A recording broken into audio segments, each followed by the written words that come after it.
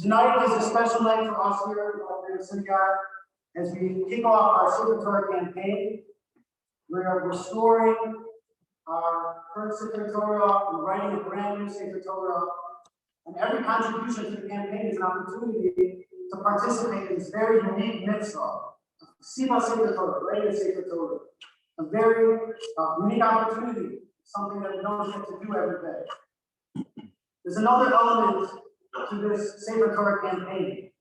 This year marks the 120th year of our congregation, Manor in Synagogue. And on this 120th anniversary, we're celebrating 120 years.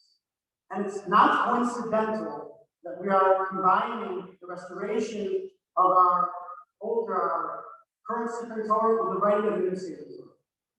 Because as we celebrate 120 years, we are celebrating both our rich history, our past, and we are also celebrating our future, writing our future, building our future. And every contribution to the campaign is also helping to restore that past, to keep it alive, keep the legacy alive, and to fuel our future, to help us to continue to build, to become an even more powerful model of Kiddush Hashem, Kiddush Shemayim, and an even more valuable asset and resource to the Cincinnati community. I'm especially honored to have Rabbi Moshe Hauer with us as we kick off this campaign. Rabbi Hauer is a true cloud leader, a community rabbi, a community person. Now he serves as the executive vice president of Orthodox Union. Before that, for 26 years he served as the senior rabbi at Jacob Shai Zion in Baltimore, Maryland. And during those years, I had the privilege as a member of the Kollel of Otis David, here in Baltimore, to attend private meetings that he had with some of the members of the Kollel who were planning on going out. And I got to see a different dimension to our host that I had never known. I got to see Rabbi Hauer's perspective, his insights, how he dealt with communal issues. And it opened my eyes to a world that I didn't know existed. It was inspiring. And then Rabbi Hauer continued to take the helm of the Orthodox Union, continuing cloud work on a national level. And it was shortly after he took that position that I discovered very quickly how much the Orthodox Union really does for Cloud itself. That unforgettable month of March 2020, as the pandemic reality was spreading, and there was fear.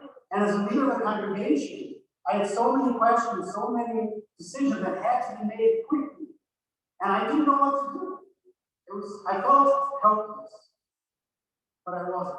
I was able to turn to the OU, who were providing a constant flow of resources, information from leading medical professionals, from leading posted and community leaders throughout the province, offering continuous guidance along the constant changing landscape of COVID-19. And the OU continues to do this work. Now in the month of May, we're launching an effort of mental health, providing resources for communities to focus on mental health and improving the mental health of our communities. And as we are still feeling the pain of the events, the tragedy in Rome just a few nights ago, all of Klal coming together to God and to share in that pain, share that in that experience. It's another time that we're coming together, and it's a unique opportunity to hear Rabbi Hauer speak on the topic of the unity of Torah. I'm truly honored and humbled to present to you Rabbi Moshe Hauer.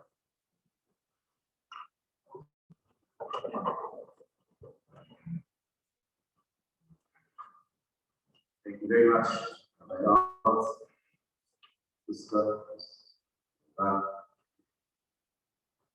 And your friends, it's wonderful to see Rabbi Sefer, Nicole here, and many others. Shalom Aleichem.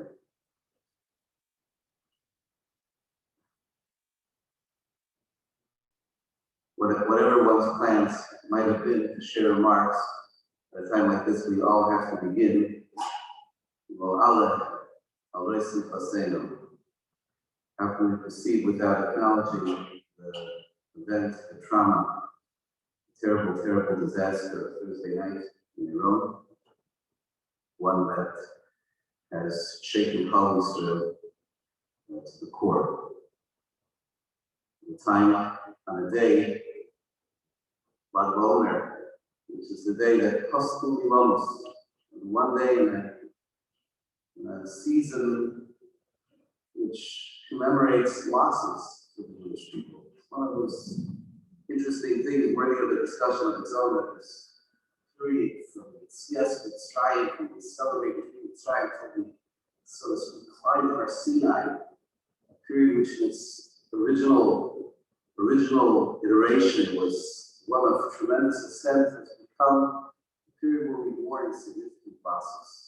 Students of the Akiva, later losses at the time of the Crusades, but there was one day, Lag BaOmer, that was a break. Now it's no longer a break. Now it's the fresh anniversary of a terrible, terrible tragedy. First and foremost, we speak about the unity. We use the word unity. One of the Kinyonei Torah, one of the ways that we're taught in Pirkei to attain Torah is to feel along with others, to share the burdens that others are carrying. It's almost paralyzing, overwhelming to stop and to think about the sheer numbers of people who suddenly, in a few moments, started to carry this burden of grief. Now to families affected by these losses of precious lives.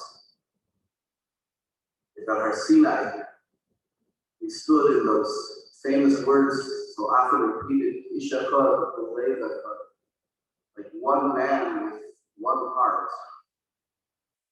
So our hearts have to carry, ought to carry, a little bit of what so many broken hearts are carrying with it.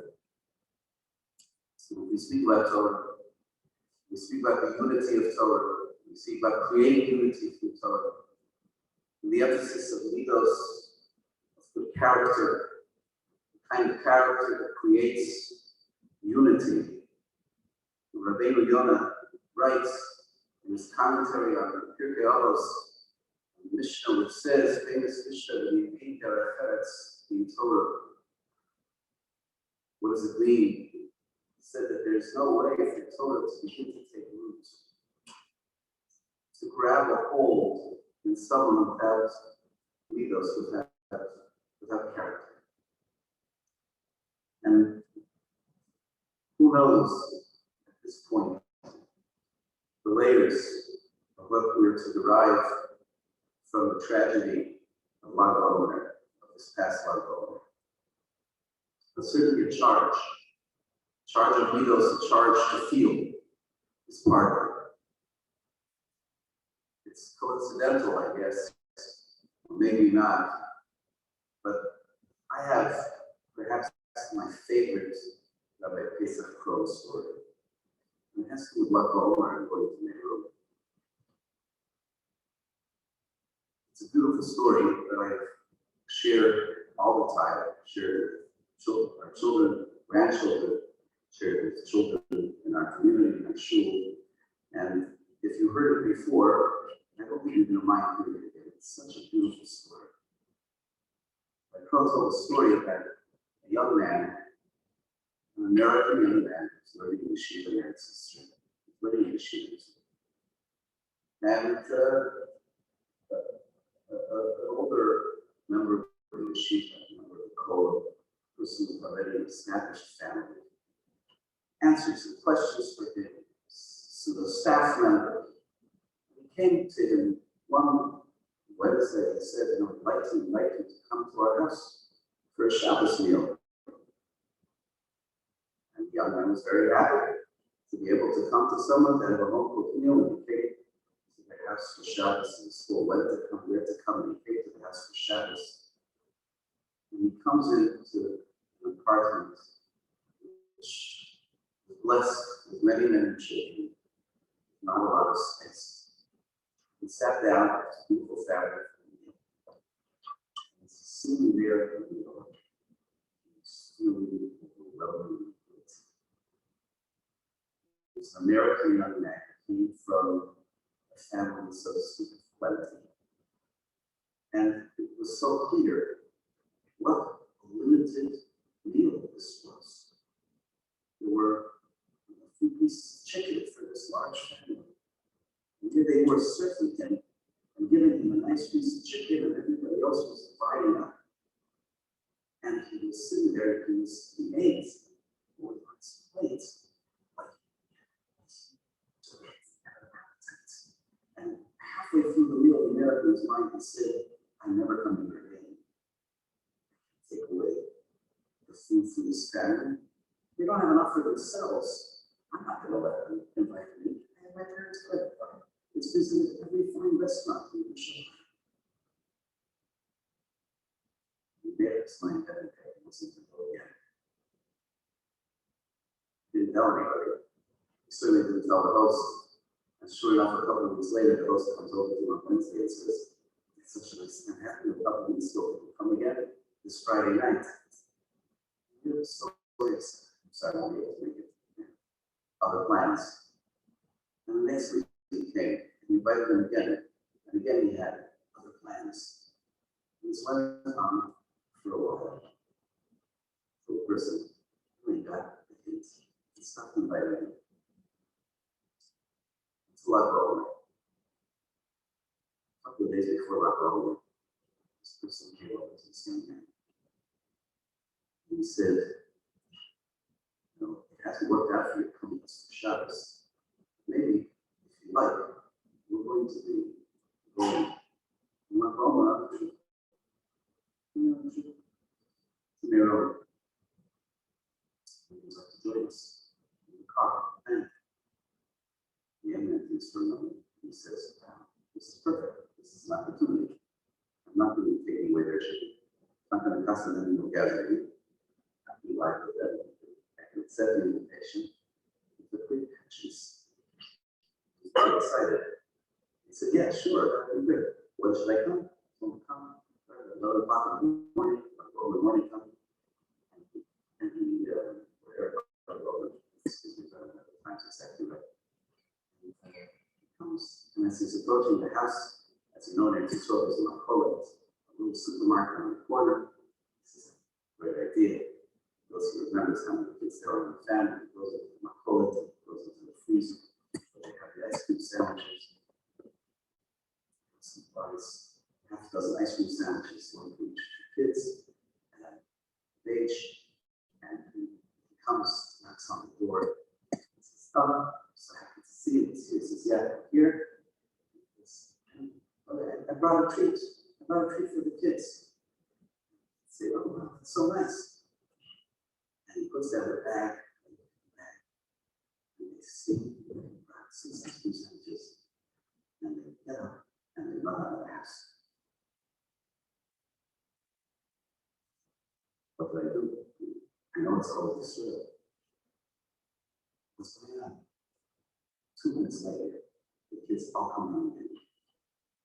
They come running in with another 12 kids. And they say, do. And it's like, I have the ice cream sandwiches. And we go to the knife. They come into 3. And they share it with their friends and their neighbors.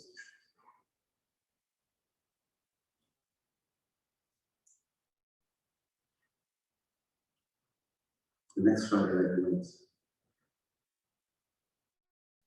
we realized that these kids with this family, they just loved to do chesed.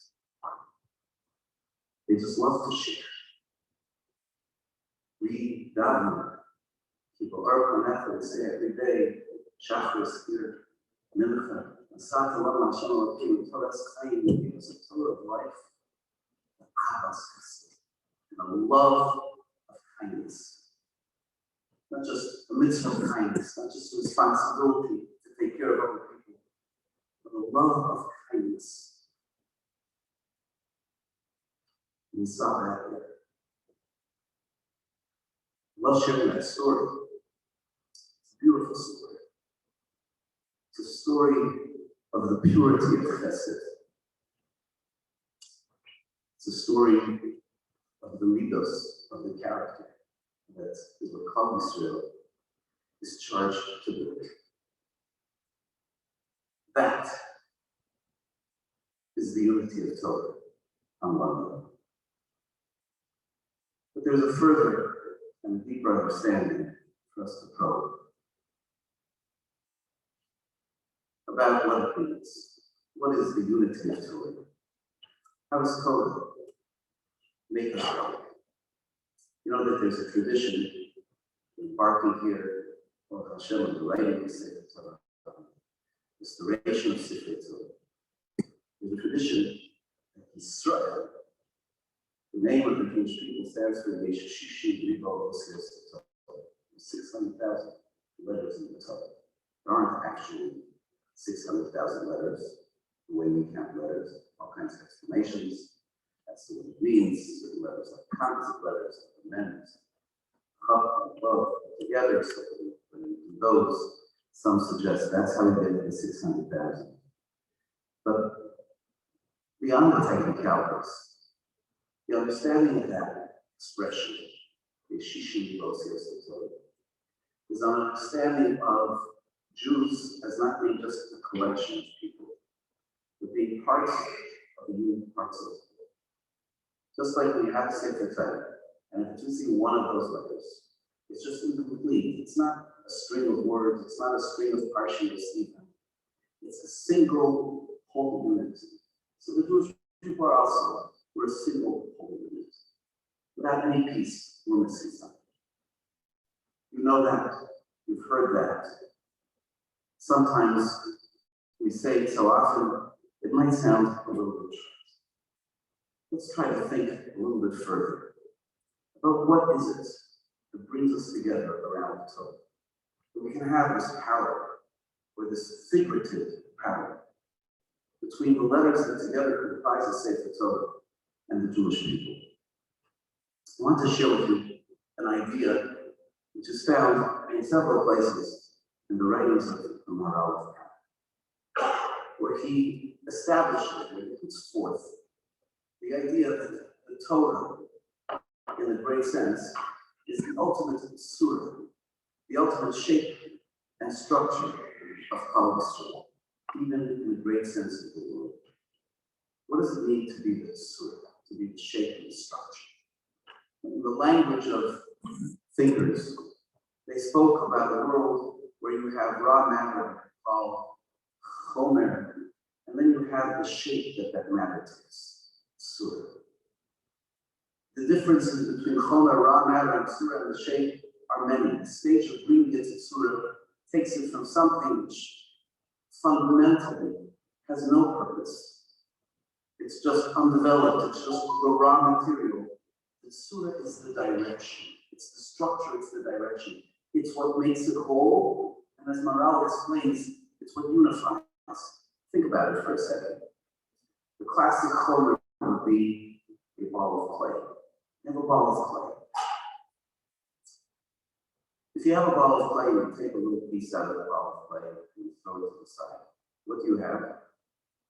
You have a ball of clay.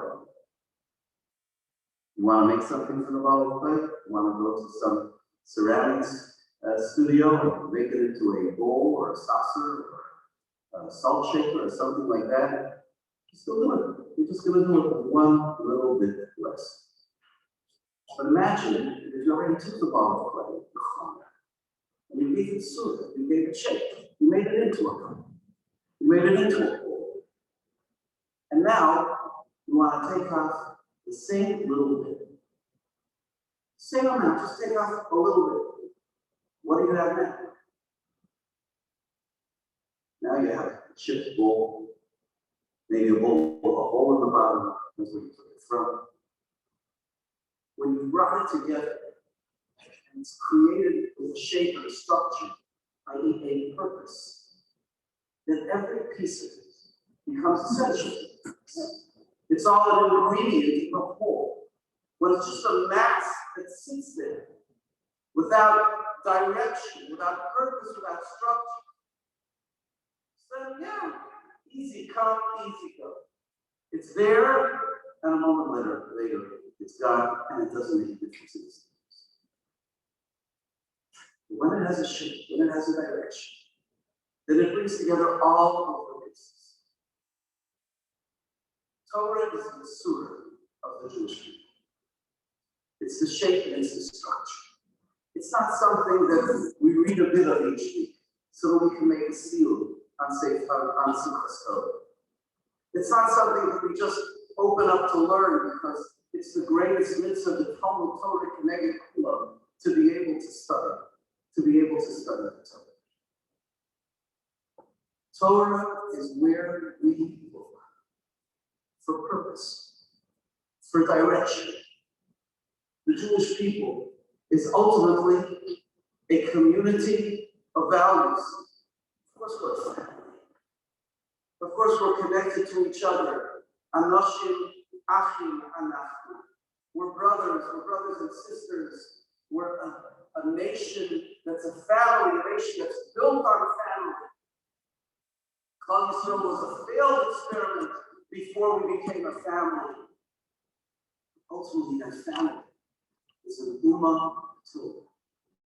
We're a nation defined by Torah with a direction, with a purpose, a community of values. The Torah is what unifies us. The unity of Torah is because Torah is what we aspire our direction to be. That's Elohim. God's mind, God's values, God's truth. It's what we live for, and it's what we live up to. The community that comes together around the formality of the Sefer Torah. Now, the Torah that we read from, that we make it the centerpiece of every Beis HaKnesses, of every shiur, like this beautiful the centerpieces, the bima, where the Torah is read. When we stand and hold it aloft, which is not just a chance to show, but it's the kiyum, the fulfillment of Asher Yochim, as Sefer Torah has us holding up what we stand for, what we live for, what our lives revolve. That's a community of values. That's people being together, learning together, developing understanding. Something interesting happened for me, at least. It was fascinating, overwhelmingly beautiful. A few weeks ago, I was in Shul, still in Baltimore, and still, most mornings when I'm in town, there my Shul, there it is. And there, Rabbi, shiur for Rabbi, person comes into Shul. It was a regular in Shul, comes every Shabbos, but he ever comes for the week. He never comes for the week. I knew he died. Shabbos was we really just did that. Shabbos in our Shul, he never came. And that week, I saw him in Shul. So I said, good morning. Wow, nice to see you. So he said, yeah, it's nice to see you too. Special occasion. Again, I knew that it wasn't like a He says, you know, I had a chavrusa. I had a person I worked with before that for the past 32 years. And he just moved. We learned together before davening, when I was davening the Shabbos every morning. He just moved. So we take him a couple of days to get settled, then we're going to start learning again. So today, I was learning him and I came into davening.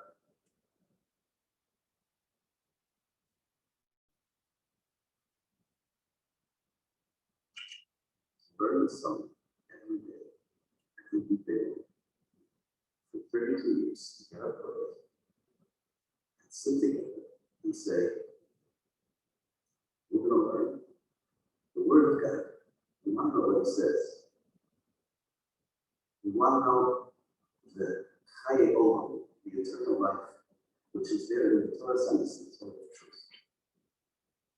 For the Rambam, it is commentary of Pirkei Avos, in the first paragraph, the first chapter, it reflects about gaining a friend in the middle of a cover. What's Aristotle about the levels of friendship? Different kinds of friends, utilitarian relationships, and the like. He says the ultimate friendship is, I don't know, in Arabic or different Hebrew translations, it's a chaver l'davar ma'ala. Is a person who's your friend, who's your partner for something great, for something sublime, for a higher purpose.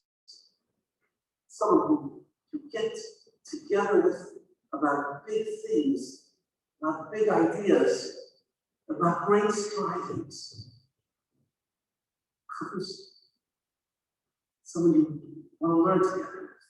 Maybe it's every morning for 32 years, maybe it's once a week, for a few months. You build the relationship between people, learn together. It's something real. It's a privilege for me to be here in Cincinnati. It's a privilege to be here in this shul, which Baruch Hashem continues to gain strength, to see the leaders of the shul and Rabbi Yosef, again, thank you very, very much for the invitation to join me here and continue this welcome. I also see here some people who we learned together once upon a long time ago. We didn't have white beards then. The friendship which people feel, and I'm sure some of you have this experience, people who you grew with once upon a time, a long time ago, but there's something that's such an incredible bond when people have come together, invested together. Something there. The Ummah Torah that the Jewish people are. Jewish people who are the people of that book that gives us direction, that gives us the value, that we're there completely to aspire, to get to the bottom of it. There's a tefillah, there's a prayer, which we're supposed to say on entering the Beis HaMedrash, house of study, to sit in. Today, in some of the newer editions, many of the newer editions of the Manor of the Talmud, they printed in the inside cover. It comes from a Mishnah. It's tefillah from Nechunya ben Hakam. You come to the Beis HaMedrash, you ask, and you pray. Rabbanu Shalom, God, please help me. I should get these right. Shalom Omer, Torah. I don't want to say about that which is supposed to be impure that is pure, or vice versa. And we go on and we pray that I don't want to make a mistake on a halachic matter and have my friends rejoice. An understandable prayer, right? I don't want anybody to make fun of me when I make a mistake. And then, that's not clear. And I don't want my friends to make a mistake. And I rejoice. It's an interesting thing. On one hand, we're praying about Torah. I want to get the truth. And on the other, we're praying about leaders, about good character. Okay, so that makes sense. As we started, there's no Torah without leaders. But Rabbi Yehuda ben Akana is telling us to pray for something far, far more direct than just two unrelated things called Torah and leaders. He says, I'm coming here because I want to define purpose. I want to understand truth. I want to understand what it's about. When I'm going to talk with my peers, with my friends, in the Beis Medrash, let that be what it's about. When people get together, this is especially a problem on this side of the Mechitza, but when men speak, what's happening? Competition. This is like basic sociology. When women speak, they're having a relationship. When men speak, they're having a contest. A bunch of men go into Beis Medrash to get into an argument. What do you want to win? You want to come out like with your foot implanted squarely on the neck of your shoulders? No. I want to arrive at the truth. I'm engaging with this person who is my partner. In the pursuit of the truth that God shared with us. It's not always perfectly clear. We have to study, we have to build, we have to get it right. I want him to help me, and I want me to help him. And the moment I rejoice over his failure, it's not about getting the truth. It's about leading. And if we're going to end this prayer as we do, it's not found in the Mishnah. It's a beautiful verse from Tehillim, Gal Einai Ve'avita V'os Torah Sefer. And cover my eyes so that I can see the wonders of your Torah. The wonders of what it teaches us to stand for. I can only say it if that person, when with it, is going to be my partner, to figure together, to arrive at that truth, to those values that we stand for. It's a beautiful vertical, beautiful little fact from a source of many beautiful facts from the great publisher of. He says, I'm sure that many of you are familiar, that the Gemara sometimes asks questions, and it doesn't have an answer. It doesn't have an immediate answer. The Gemara ends with the word teku. The word teku literally means, okay, we're stuck, we stand here on this question. There's a well-known tradition who stands for Tishri, Mitaretz, Kushis, of course. Tishri was the Tishri. Eliyah, not the Eliyah Tishri, like we refer to the Songs of Matzah Shabbos. Eliyah will come. And the result for us are outstanding questions. The questions which the Gemara doesn't have an answer for. Eliyah will come, we'll get the answer. So usually, you say take it, you say it, that's the only place.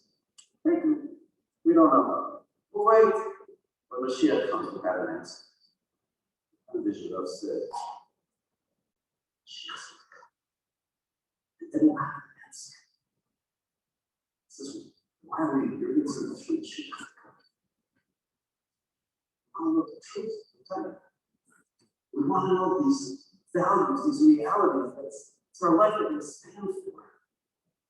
And we're stuck, we don't have it yet. Don't worry. There's going to be an Eliyah that's going to come and he'll tell us, gives us that you're for who? To know the reality, to know the truths. So, Zibru Yirei Hashem, Ishlo Le'eh, Ve'Hashem Hashem Ha'ishma. Then the God-fearing speak with each other. Hashem listens. He writes it down. Chaim Volozhin beautifully spoke. It noted that it doesn't say what you expected to say us Hebrew, Yirei Hashem Shoel. And if we are already first, we would say, then they spoke to God figured one to the other and God listened. Chaim Volozhin said, Hebrew, actually, Hebrew means they were spoken to. And that means it was a conversation where people were actually listening. Because they were engaged in that pursuit. Yeah. The unity of Torah. The unity of Torah, which is the unity of Christ. It's unity where people are seeking to just get it right. Not to win the argument. Not to be the more powerful one or the more powerful. Just to arrive at truth that harmonizes, that brings us together. And it could only be done together. You know, there's a famous Gemara in Sukkah where Shimon Bar Yochai of Mat Ba'omer. Shimon Bar Yochai said, Rabbi, see B'nai Aliyah that you want to. I've seen people who are B'nai Aliyah. B'nai Aliyah means people who are growth-oriented, who are upwardly mobile in the spiritual sense. And they are few. If there are 1,000, you can include me and my son. And you can even him. Me and my son are the loss of Rosh. If there are 100, me and my son are included. If there are 10, me and my son. If there are two, it's me and my son. No wonder. Why don't we say the really rough question? And if there's one, which one is it? You and my son.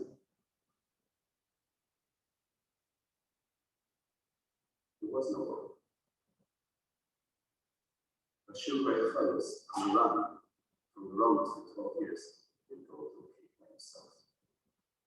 He went with Libru Yirei Hashem. Can't do this by ourselves. Community members. It's wonderful. It's 1,000. It's fantastic if it's 100. It's great if it's 10. It's gotta be 2. It's gotta be 2. Third, Rabbi. There was a Gadol Yisrael, very interesting person. His name was Rabbi Yaakov Weinberg. Was a student, came from very, very auspicious roots.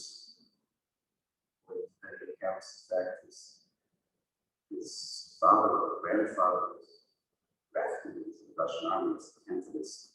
And he only went to Sefer because he was in a little town of Baptist school. He became a great student of the Synagogues and Yeshiva. Went from there to the PhD. Question whether he quite completed 100%, but pretty close. In Germany, he became the rector of the Rabbinical Seminary in Germany.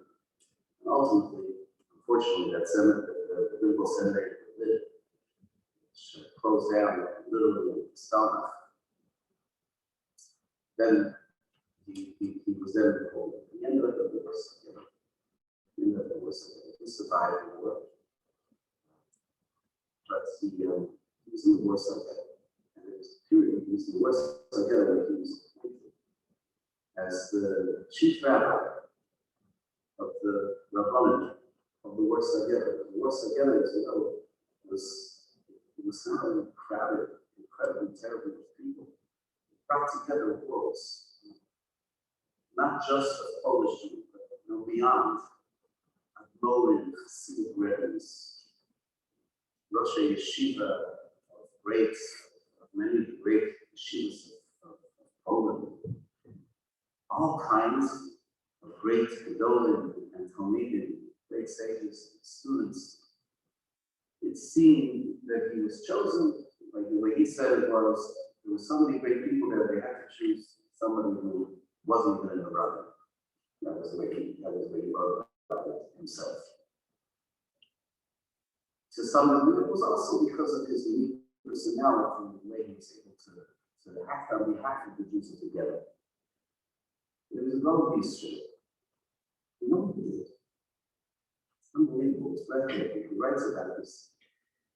He was learning in the ghetto, and he was learning the sugya, the halachic discussion of bittul chametz, biur chametz, getting rid of chametz, according to the approach of the Rambam. A certain problem beyond the scope of this discussion. And he posed it to his group of Rabbi. And then he went one step further. And he said, you know, we're having here this heated discussion about this. I propose that every one of us, every Rav, every Rosh Hashiva, every yeshiva student who's here in the Gera, let's work on this. And we're going to publish together a Sefer, a book compiling articles that each of us write on an approach to this question. They did it. The Warsaw Ghetto, everything going on. And by the way, it wasn't even Pesach time. It was after Pesach. And they all, many, it seems like dozens of articles were written, sent to be printed in the end, like many other projects. It was never printed, and it's lost. It's lost. As far as we know, it doesn't exist. You know what that is? That story is such an incredibly rich illustration of the shiur, the Torah, that pursuit of the word of Hashem that animates through whatever the situation, through the worst of times. But to have that word, to derive it, to understand it, and to live our lives around it. This is the ongoing testament comes with its connection to God. Now there's a Sefer Kuzari. Kuzari is a great book of philosophy written by Rabbi. And in the Kuzari, he explains an interesting word in Hebrew. And that word is the word for heretics. What's the word which we use for heretics in Hebrew? Min. Bracha Mishmane Esrei Hamashim is called Herchas Amin. Heretic is a min. In Shank, why is it? So the Kuzari, when I say min, what do you see? The Arabic species, kinds, flavors. Like Baskin Robbins is the Shloshim, the Echad, right? 31 flavors. So you don't have to call it. This is really the thrust of the soul from the beginning of the Sefer, of the book of the Kuzari. It says, we believe that the Torah is the word of God.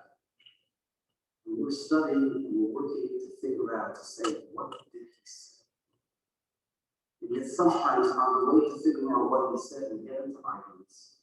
We don't always find resolutions for those arguments, but we're all trying and aiming towards the same spot.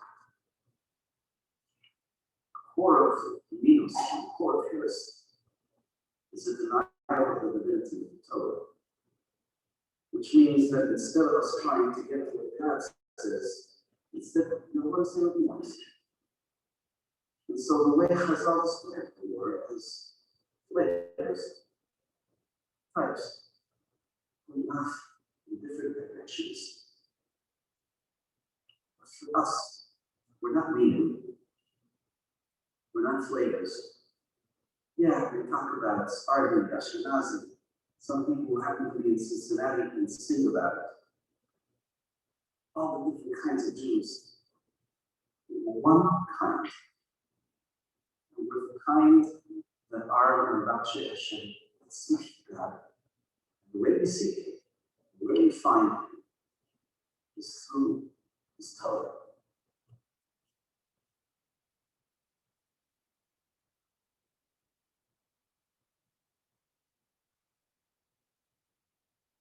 You write the Sefer Torah. You refurbish the Sefer Torah. The Torah stands there, I said, you hold it up.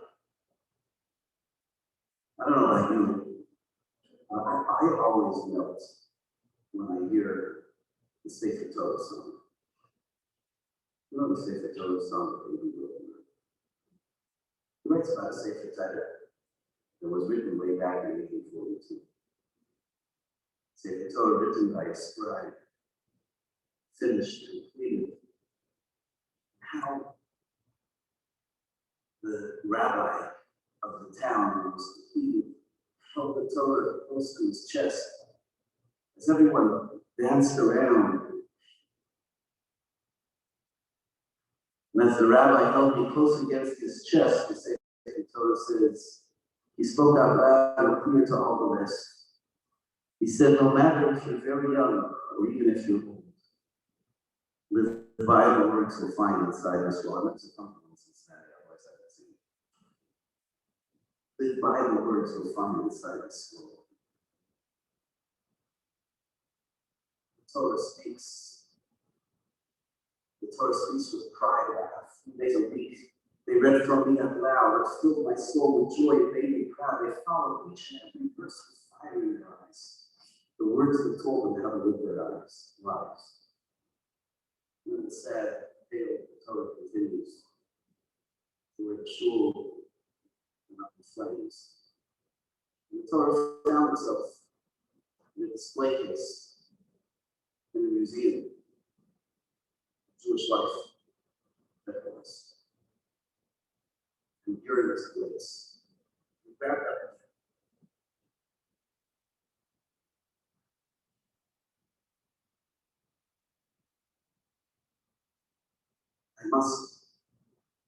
I would like to conclude, but must say that coming here, I came here today, I know it's 12:30, and had a chance to spend the afternoon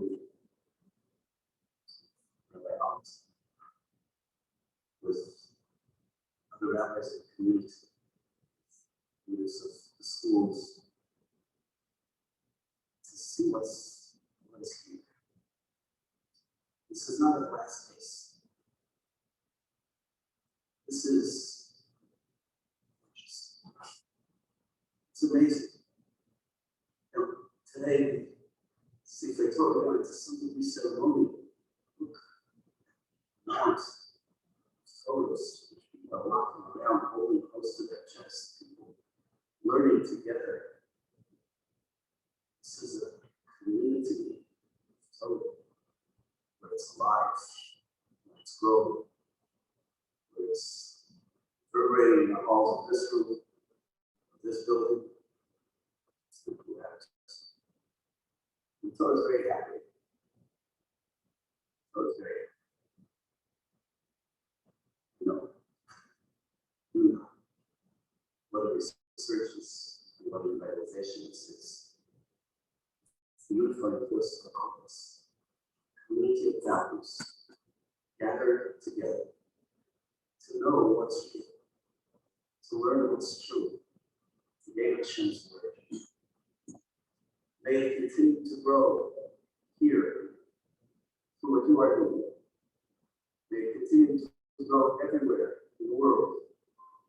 May the pursuit of Torah come with the unity of promise, hearts formed by Torah, united by Torah, and fill our world ultimately. Chase away all the other stuff. Fill it with simcha,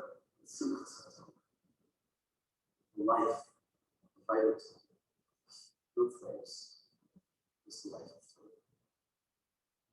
This is Hashem, we can't see. In Torah, I think that the growth and glorification of Torah is sure it's insane.